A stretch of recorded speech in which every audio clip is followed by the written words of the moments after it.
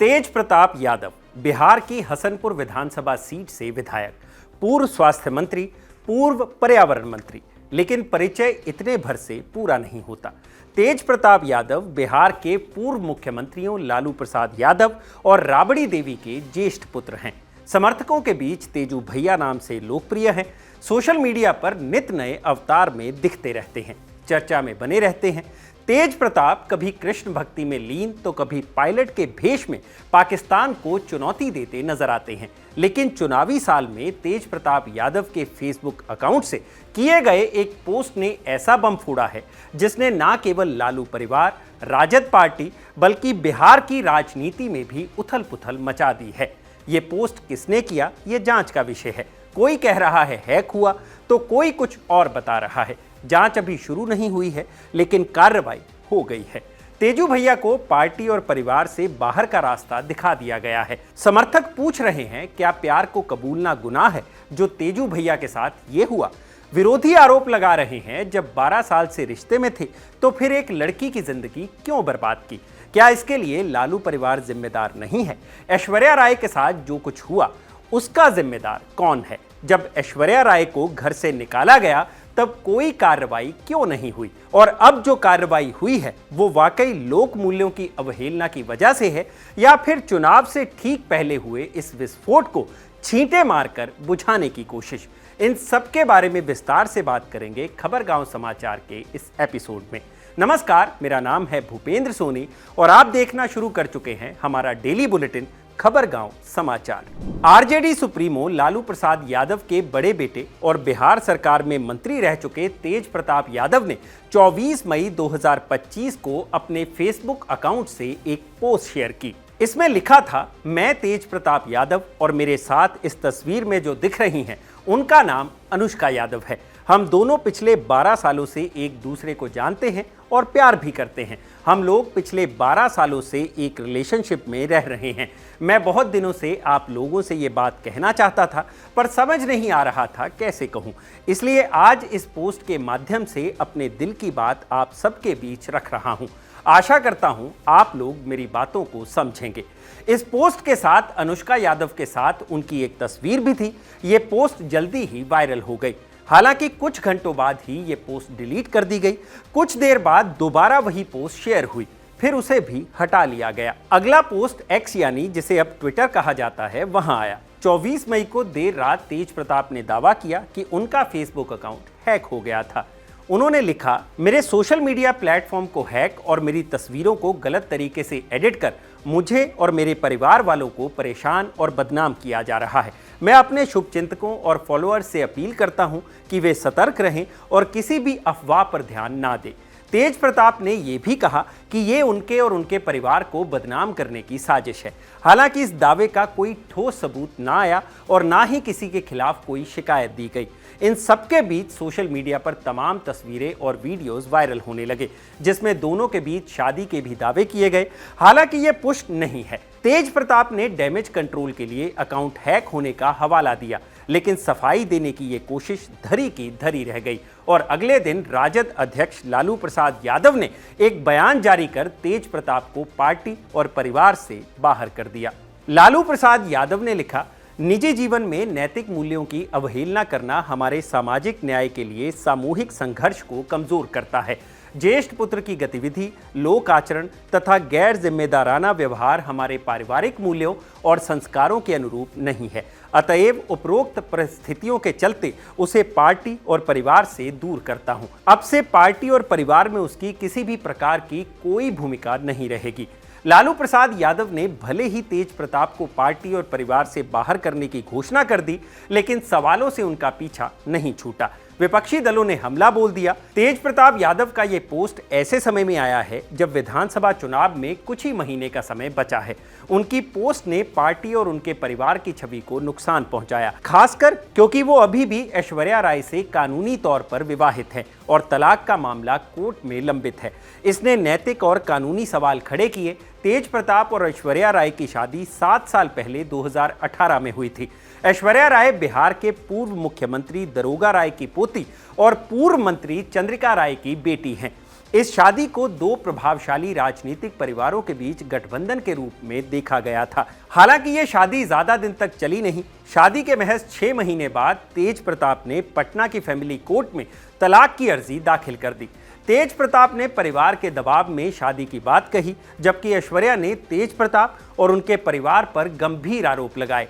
उन्होंने दावा किया कि तेज प्रताप, उनकी मां राबड़ी देवी और बहन मीसा भारती ने उन्हें मानसिक और शारीरिक रूप से प्रताड़ित किया। ऐश्वर्या ने जबरन घर से निकाले जाने का दावा भी किया। उन्होंने नवंबर 2018 में राबड़ी देवी के आवास के बाहर धरना भी दिया।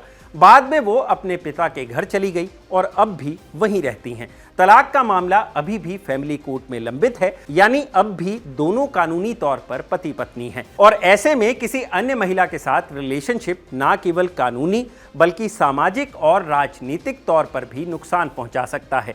इससे ऐश्वर्या के प्रति लोगों में सहानुभूति पैदा हो सकती है और राजनीतिक विपक्षी इसका भरपूर फायदा उठा सकते हैं, क्योंकि ये केवल दो लोगों के बीच तलाक का मामला नहीं था। इसमें बिहार के दो बड़े राजनीतिक परिवार शामिल थे। चंद्रिका राय आरजेडी छोड़कर जेडीयू में चले गए। अब जब यह खुलासा हुआ है कि तेज प्रताप यादव 12 साल से किसी और के साथ रिलेशनशिप में थे, तो ये सवाल फिर उठ खड़ा हुआ है कि ऐसे में 7 साल पहले परिवार ने उनकी शादी ऐश्वर्या से क्यों कराई, क्योंकि तेज प्रताप पहले ही कह चुके हैं कि यह शादी परिवार के दबाव में हुई थी। सोशल मीडिया पर लोगों ने और विपक्षी दलों ने भी पूछा कि सब जानते हुए भी परिवार ने ऐश्वर्या राय के साथ ये व्यवहार क्यों किया, उनकी जिंदगी क्यों बर्बाद की। और यही सवाल ऐश्वर्या राय ने भी पूछा है। अनुष्का के साथ रिलेशनशिप के खुलासे और तेज प्रताप को पार्टी से निकाले जाने के बाद ऐश्वर्या राय मीडिया के सामने आई और लालू परिवार से पूछा कि उनकी जिंदगी क्यों बर्बाद की गई। जब इन लोगों को पता था कि ऐसी बात है, तो फिर मेरी शादी मेरी जिंदगी क्यों बर्बाद की, उसके बाद मेरे को मारा क्यों। अभी इनका सामाजिक न्याय जाग गया है। ये लोग सब मिले हुए रहते हैं, ये लोग कोई अलग अलग नहीं हुआ है, ये लोग सब मिले हुए हैं। कल भी राबड़ी देवी गई होंगी, उनको उसका आंसू पोछी होंगी और बोली होंगी अभी शांत रहो, सब हम ठीक कर देंगे। इलेक्शन के बात है, इसीलिए इन लोगों ने ऐसा ड्रामा रचा है। ये लोग सब मिले हुए हैं। उनसे पूछिए कि जब मेरी जिंदगी बर्बाद करने की क्या जरूरत थी। उनसे पूछिए जब हमको मारा गया, पीटा गया, तो उनका सामाजिक न्याय कहाँ था। उनसे पूछिए कि मेरा क्या होगा। अब तो बोल रहे कि बेटे को निकाल दिया, बोल रहे भाई को निकाल दिया, मेरा क्या होगा। उनसे ये पूछिए क्यों हमको मारा गया, क्यों हमको बोला गया कि ये करती है, ये होता है, ऐसा होता है, वैसा होता है।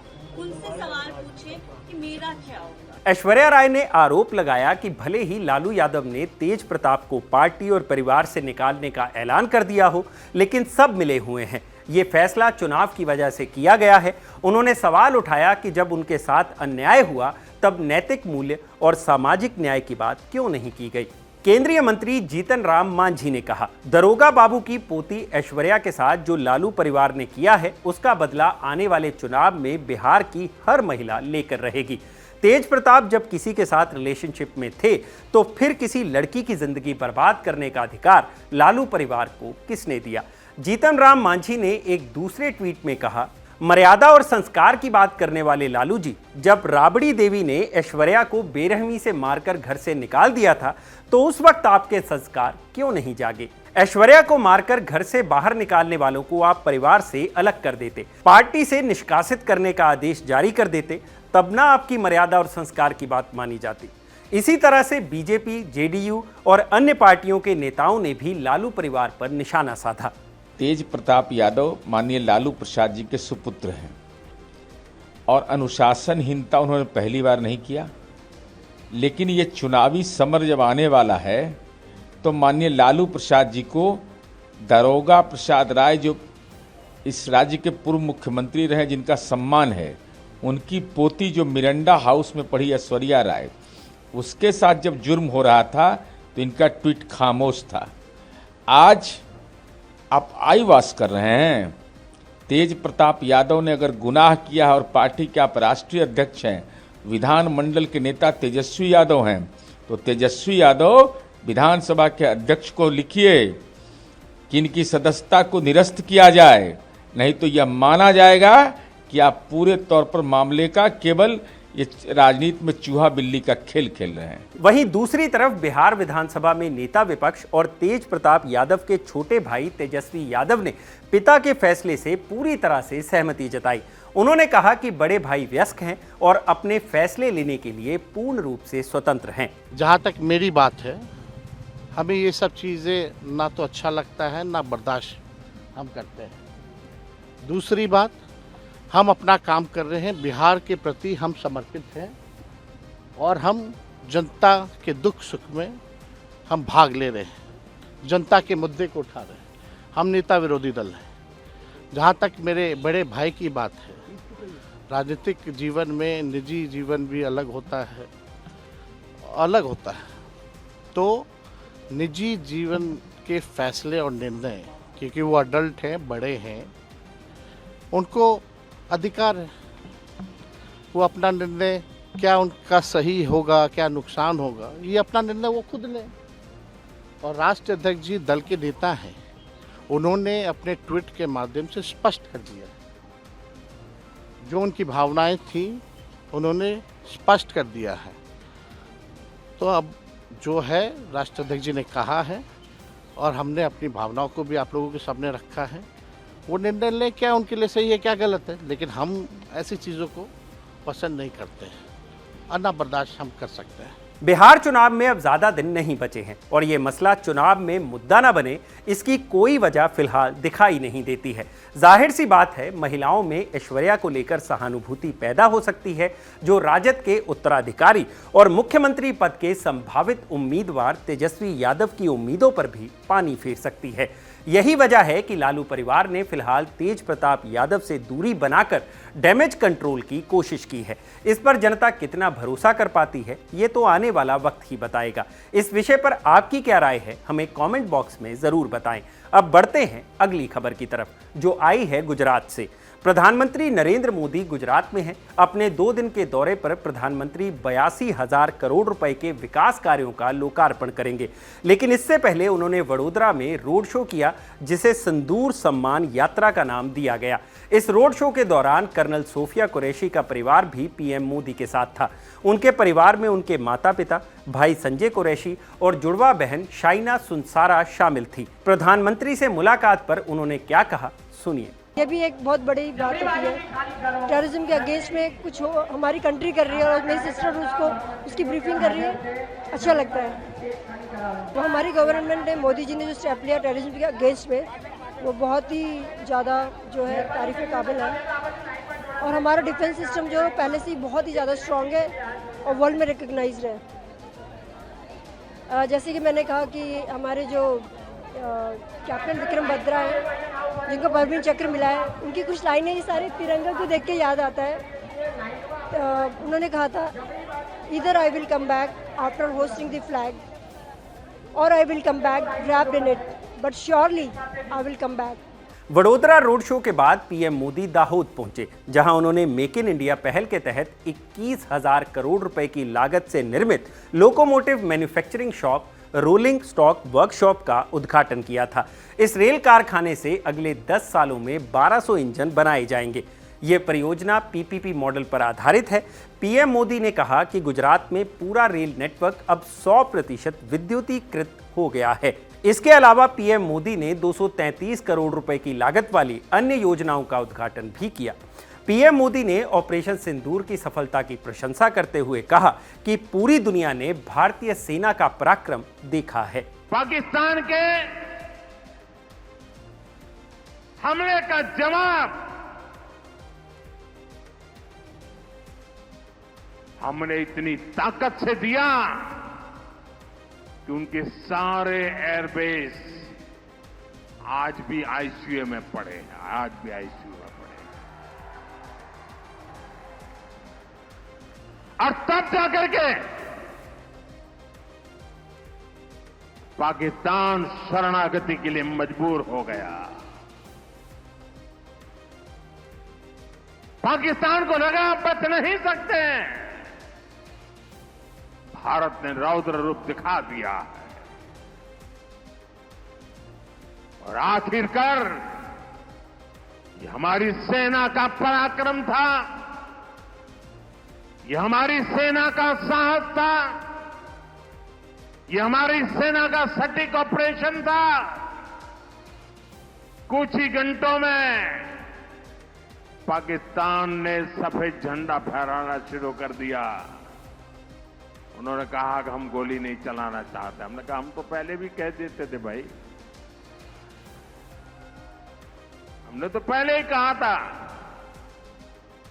हमने आतंकवाद के ठिकानों को तोड़ रहा था, मार रहा था, सबक सिखा रहा था। उसके बाद तुम्हें चुप रहने की जरूरत थी, लेकिन तुमने गलती की तो तुम्हें सजा भी भुगतनी पड़ी। इसके बाद प्रधानमंत्री भुज पहुंचे। यहां भी उन्होंने रोड शो किया। ऑपरेशन सिंदूर के दौरान पाकिस्तान ने भुज को भी निशाना बनाया था, जिसे भारतीय सुरक्षा बलों ने नाकाम कर दिया था। अगली खबर भी ऑपरेशन सिंदूर से ही जुड़ी है। विदेश मंत्री एस जयशंकर की अध्यक्षता में आज पार्लियामेंट्री एडवाइजरी कमेटी यानी पीएसी की बैठक हुई, जिसमें सिंधु जल समझौता, ऑपरेशन सिंदूर, सीज फायर जैसे मुद्दों पर चर्चा हुई। इंडिया टुडे में छपी रिपोर्ट के मुताबिक जयशंकर ने कहा कि सिंधु जल समझौते को लेकर जो भी निर्णय होगा देश हित में ही होगा। सीज फायर को लेकर उन्होंने साफ किया कि ये किसी तीसरे देश के हस्तक्षेप से नहीं, बल्कि दोनों देशों के सैन्य अधिकारियों के बीच हुई बातचीत के बाद हुआ था। पहल पाकिस्तान की ओर से की गई थी। विदेश मंत्री ने बताया कि भारत ने साफ कहा है कि अगर वो फायर करेंगे तो हम फायर करेंगे, अगर वो रुकेंगे तो हम रुकेंगे। उन्होंने विपक्षी दल कांग्रेस की ओर से लगाए जा रहे उन आरोपों पर भी जवाब दिया कि उन्होंने ऑपरेशन के पहले ही पाकिस्तान को सूचित कर दिया था। जयशंकर ने स्पष्ट किया कि ऑपरेशन शुरू होने के आधे घंटे के बाद पाकिस्तान को बताया गया था कि हमला सिर्फ आतंकी ठिकानों पर किया गया है। जयशंकर ने अपील की कि अगर किसी को कोई जानकारी चाहिए तो सरकार से संपर्क करें। मीडिया में बयानबाजी की वजह से माहौल खराब होता है। बढ़ते हैं आखिरी खबर की तरफ। देश में एक बार फिर से कोरोना के मामले बढ़ने लगे हैं। पिछले एक हफ्ते में दिल्ली में 100 से अधिक केस सामने आए हैं, जबकि पूरे देश में फिलहाल कोरोना संक्रमित मरीजों की कुल संख्या 1009 बताई गई है। इसमें सबसे ज्यादा 430 केस केरल से हैं। दूसरे स्थान पर महाराष्ट्र है, जहां 209 एक्टिव केस है। कर्नाटक में एक 84 साल के बुजुर्ग की मौत भी कोरोना की वजह से हो चुकी है। हालांकि भले ही मामले बढ़ रहे हों, लेकिन इसे चिंताजनक स्थिति नहीं बताया जा रहा है। केरल, महाराष्ट्र, झारखंड, राजस्थान और कर्नाटक जैसे राज्यों में अतिरिक्त सतर्कता बरती जा रही है। स्वास्थ्य विभाग की ओर से भीड़ में मास्क पहनने, हाथ धुलने और सोशल डिस्टेंसिंग की अपील की जा रही है। आप भी सावधानी बरतिए, सुरक्षित रहिए। इस एपिसोड में बस इतना ही। अगर आपको यह एपिसोड पसंद आया हो तो इसे लाइक और शेयर जरूर करें। यह एपिसोड लिखा था मेरे साथी गौरव शामा पांडे ने और इसे कैमरा के पीछे रिकॉर्ड किया मेरे साथी इरशाद ने। आप देख रहे हैं खबर गांव। शुक्रिया।